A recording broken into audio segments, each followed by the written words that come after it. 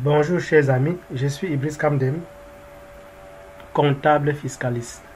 Je suis également formateur sur le logiciel de gestion. Aujourd'hui, je vais vous parler de l'impôt sur le traitement des salaires au Mali. Nous devons étudier ensemble l'assiette de calcul de l'ITS au Mali. Nous devons déterminer ensemble ou bien voir ensemble les éléments imposables, les éléments de salaire imposables à l'ITS. Nous devons voir comment la base annuelle de l'ITS se calcule. Nous devons voir comment l'ITS brut annuel se calcule. Nous devons également voir dans ce chapitre comment calculer la réduction pour charge familiale ainsi que l'ITS net annuel et net mensuel. Donc, la procédure de calcul de l'ITS au Mali est la suivante, chers amis. Vous devrez d'abord déterminer l'assiette imposable mensuelle. Ensuite, vous le multipliez par 12. Ensuite, vous liquidez conformément au barème pour obtenir l'ITS brut annuel. Enfin, ensuite, vous déterminez la réduction pour charge familiale. Enfin, vous déterminez l'ITS net annuel ainsi que l'ITS net mensuel. Bien, chers amis, nous posons déjà la question de savoir c'est quoi l'ITS. Comme je l'ai dit d'entrée de jeu, c'est l'impôt sur le traitement des salaires au Mali. Il s'applique à toutes les sommes payées dans l'année aux salariés par les employeurs, publics ou du privé. Les éléments exonérés de l'ITS, on peut citer par exemple, chers amis, les allocations familiales, les indemnités spéciales destinées à couvrir les frais d'émission ou de déplacement, les indemnités de représentation et indemnités de risque. Bref, ça sont des indemnités à caractère de remboursement des frais. Ces éléments ne sont pas imposables. Ces éléments n'entrent pas dans la base de calcul de l'ITS. Nous avons également les retraites pour combattants, les indemnités de licenciement de départ, les indemnités de mise en retraite, les allocations de stage pour jeunes diplômés sans emploi, les indemnités spéciales 1982, les indemnités de solidarité. Bref, chers amis, ces éléments ne font pas partie intégrante de la base de calcul de l'ITS mensuel, raison pour laquelle ils sont exonérés. Donc, le reste est bel et bien imposable. Je vais un peu chuter, chers amis. Donc, l'impôt est dû au Mali par toute personne bénéficiaire des traitements de salaire, quel que soit leur statut et leur nationalité, qui résident habituellement au Mali et y exercent une activité rémunérée ou y perçoivent des revenus imposables. Donc, chers amis, nous avons déjà cité les éléments exonérés de l'ITS. Donc, de manière générale, l'ITS est assis sur l'ensemble des rémunérations, salaires ou gains, y compris les avantages en nature, primes et indemnités diverses, à l'exclusion de celles qui ont un caractère de remboursement des frais. Les retenues faites par l'employeur en vue de la constitution de la pension retraite sont également exonérées de l'ITS dans la limite de 4% du salaire brut. Donc voilà un peu de manière générale comment calculer l'ITS. Nous devons par exemple effectuer cet exemple. On dit déterminer le salaire imposable pour le mois de janvier du salarié Mamadou en prenant en compte les éléments de salaire ci-dessous. Donc son salaire de base est de 85 000, l'indemnité de responsabilité 25 000, l'indemnité de solidarité 2 000, la prime d'ancienneté 8 000 francs, la prime de téléphone 22 000, le sur-salaire 300 000, l'utilisation du véhicule de service 40 000. Bien, chers amis, on demande de déterminer le salaire mensuel imposable. Vous devrez simplement savoir, chers amis, que les éléments dont j'ai matérialisé en rouge ont un caractère de remboursement des frais et par conséquent n'entrent pas dans la base imposable à l'ITS. Maintenant, en ce qui concerne les avantages en nature, l'utilisation du véhicule de service est un avantage en nature. C'est imposable à hauteur de 50%. Donc si je fais un calcul là plus bas, Je détermine d'abord le salaire brut, ça me donne 442 000. Vous devez également noter que les allocations en vue de la constitution de la retraite du salarié, on a admis dans l'exercice que c'est 17 352, donc ça vient en diminution. Il y a un total de 424 648. Lorsqu'il retranche donc l'indemnité de souveraineté et l'indemnité de responsabilité, le sous-total 2 me donne 397 648. J'y incorpore les avantages en nature à hauteur de 50%, donc ça fait l'assiette imposable me donne 417 648. Donc je défile encore pour que vous voyez un peu. Donc vous déterminez d'abord le salaire brut. Vous retranchez la pension vieillesse à hauteur de 4% du salaire brut, plafonné à 4% du salaire brut. Et ensuite, vous retranchez les éléments non imposables. Dans le cas de cet exercice, l'indemnité de souveraineté et l'indemnité de responsabilité sont non imposables. Et ensuite, vous ajoutez les avantages en nature à hauteur de 50%. Ça vous donne l'assiette imposable mensuelle. Donc, si elle revient dans l'exercice, voilà, chers amis. Si elle est au niveau de l'exercice, voilà les éléments de l'exercice en question. Et ensemble, nous avions déterminé l'assiette mensuelle qui nous donne 417 648. Qu'est-ce que nous avons fait? Nous avons déterminé le salaire brut. Nous avons retranché la pension retraite. Nous avons défalqué les éléments non imposables qui sont l'indemnité de souveraineté et l'indemnité de responsabilité. Nous avons ajouté des avantages en nature à hauteur de 50%. Ça fait l'assiette imposable mensuelle de 417 648. Nous multiplions par 12 pour obtenir l'assiette annuelle de l'ITS qui est de 5 11 776. Bien, chers amis, dans cette deuxième partie, je vais vous montrer comment liquider l'ITS proprement dit. Vous devez en fait vous servir de cette barème et vous devez vous servir de la formule de calcul que voici. L'ITS brut annuel, c'est égal à la base ITS annuel moins la borne inférieure multiplié par le taux plus le cumul N-1. Qu'est-ce que ça veut dire, chers amis? Ça veut par exemple dire que si par exemple le salaire imposable annuel est de 5 millions, pour avoir l'ITS, vous devrez faire 5 millions moins 300, moins 3 500 000, ce qui va donner 1 500 000. Vous devrez multiplier par 40%. Le montant que ça va donner, vous devez ajouter le cumul N-1, donc 759 250. Donc, on dit par exemple, calculer l'ITS du salarié Mamadou.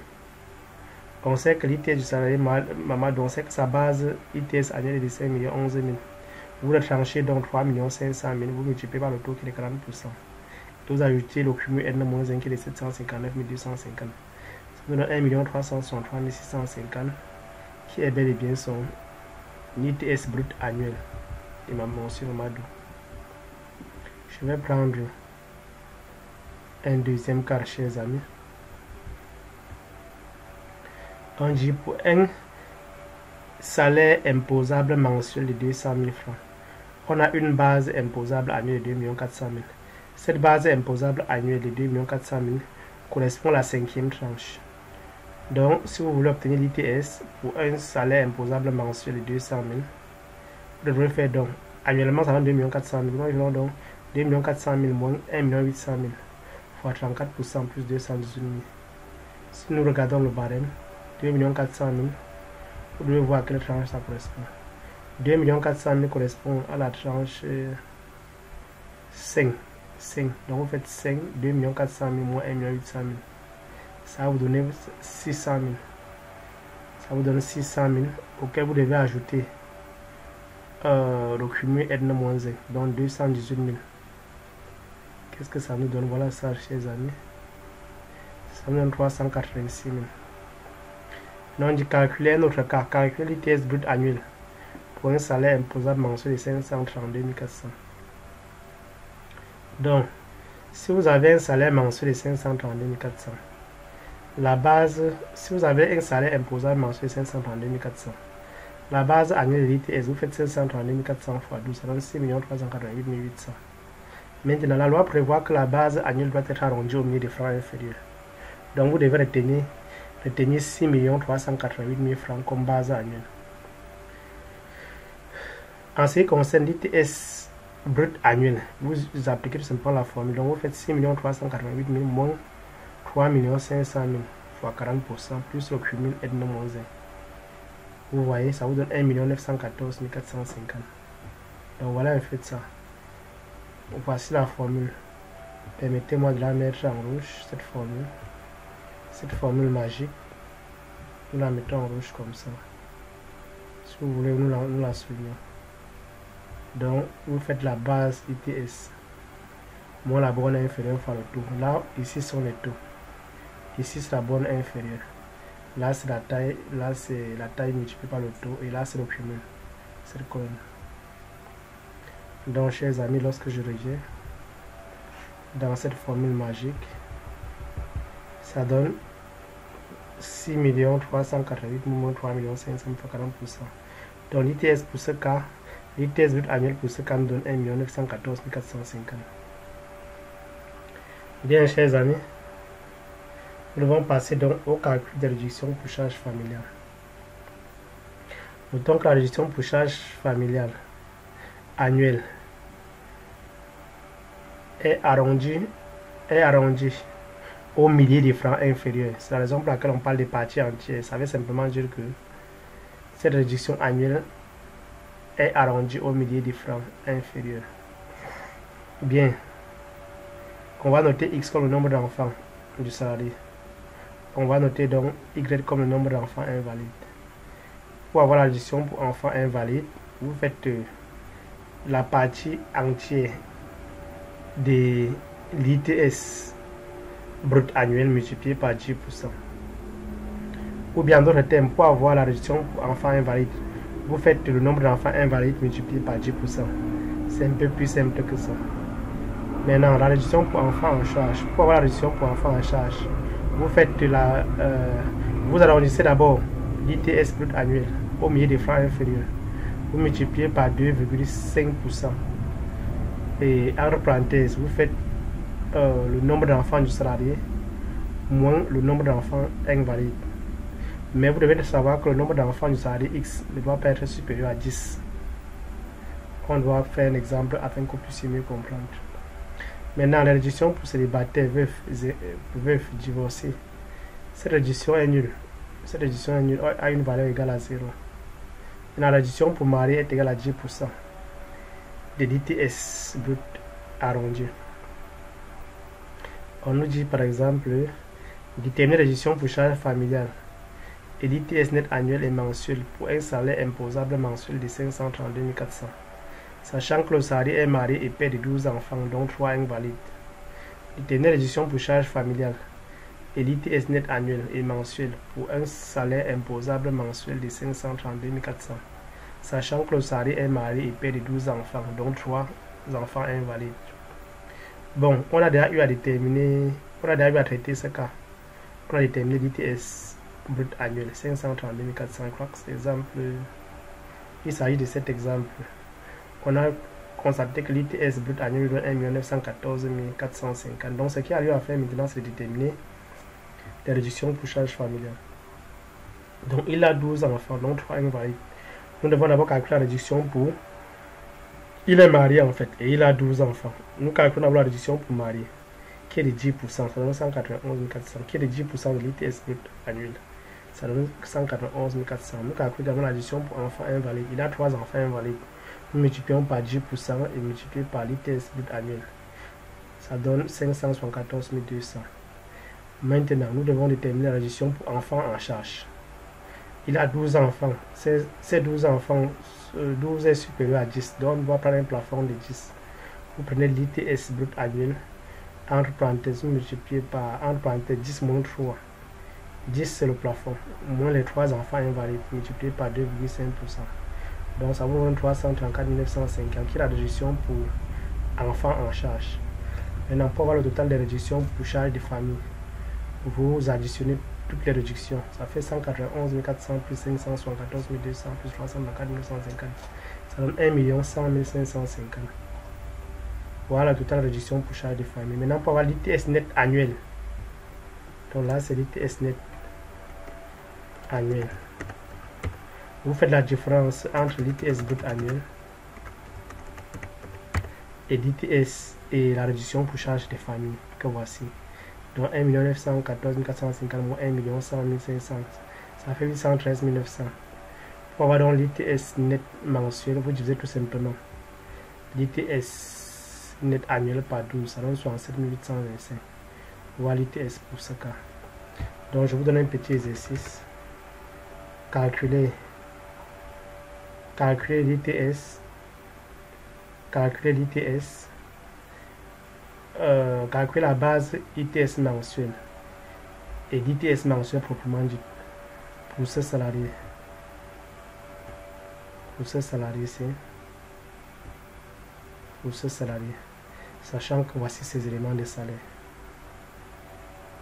Ok, donc en cas de souci, vous me revenez. Donc dans la prochaine vidéo, je vais vous montrer comment se calcule l'INPS et les autres charges patronales ou bien les autres charges fiscales. Et enfin, je voudrais passer à la paie pour vous montrer comment implémenter la paie du Mali dans le logiciel CHPay. Donc, abonnez-vous et partagez la vidéo, chers amis.